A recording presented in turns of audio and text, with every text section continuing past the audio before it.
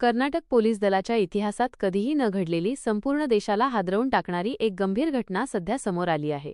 कायद्याचे रक्षक म्हणून ओळखले जाणारे कर्नाटकचे तत्कालीन पोलीस महासंचालक डॉक्टर के. रामचंद्र राव यांचा कथित अश्लील व्हिडिओ सोशल मीडियावर मोठ्या प्रमाणात व्हायरल झाला असून त्यामुळे राज्यभर खळबळ उडाली आहे. हा व्हिडिओ समोर आल्यानंतर खाकी वर्दीची प्रतिष्ठा आणि प्रशासकीय शिस्त यावर गंभीर प्रश्न उपस्थित झाले आहेत.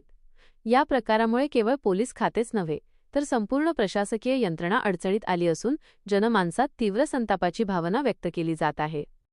व्हायरल व्हिडिओमध्ये संबंधित अधिकारी शासकीय कार्यालयात पोलीस गणवेशात असताना एका महिलेसोबत आक्षेपार्ह वर्तन करताना दिसत असल्याचा दावा केला जात आहे.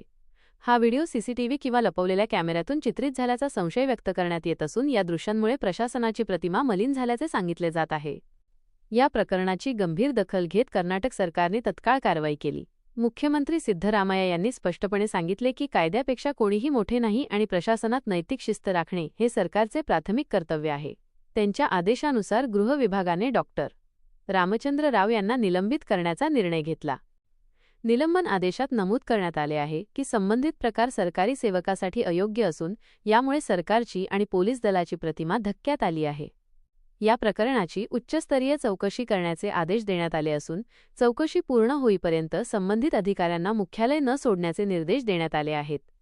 दरम्यान डॉक्टर रामचंद्र राव यांनी स्वतःवर लावलेले सर्व आरोप फेटाळून लावले आहेत. त्यांनी हा व्हिडिओ बनावट असून कृत्रिम बुद्धिमत्तेच्या म्हणजेच AI तंत्रज्ञानाच्या मदतीने तयार केला असण्याची शक्यता व्यक्त केली आहे. हा प्रकार आपली बदनामी करण्यासाठी रचलेला कट असल्याचे सांगत त्यांनी कायदेशीर मार्गाने लढा देण्याचा इशाराही दिला आहे. या प्रकरणावर राजकीय वर्तुळातूनही तीव्र प्रतिक्रिया उमटत आहेत. महिला व बालविकास मंत्री लक्ष्मी हेब्बाळकर यांनी दोषी आढळल्यास कोणतीही दया न दाखवता कठोर कारवाई केली पाहिजे अशी स्पष्ट भूमिका मांडली आहे. विरोधी पक्षांनी देखील या घटनेवरून सरकारवर जोरदार टीका करत पोलीस दलातील शिस्तीवर प्रश्नचिन्ह उपस्थित केले आहे. सध्या हा व्हिडिओ फॉरेन्सिक तपासणीसाठी पाठवण्यात आला असून प्रकरणाची सत्यता तपासण्यासाठी CID मार्फत चौकशी होण्याची शक्यता आहे. तपास अहवालानंतर पुढील कारवाई निश्चित केली जाणार आहे. कायद्याचे पालन करवणारेच जर संशयाच्या भोवऱ्यात अडकले तर सामान्य जनतेचा व्यवस्थेवरील विश्वास डळमळीत होतो. या गंभीर प्रकरणातील सत्य काय आहे हे लवकरच स्पष्ट होईल अशी अपेक्षा व्यक्त केली जात आहे.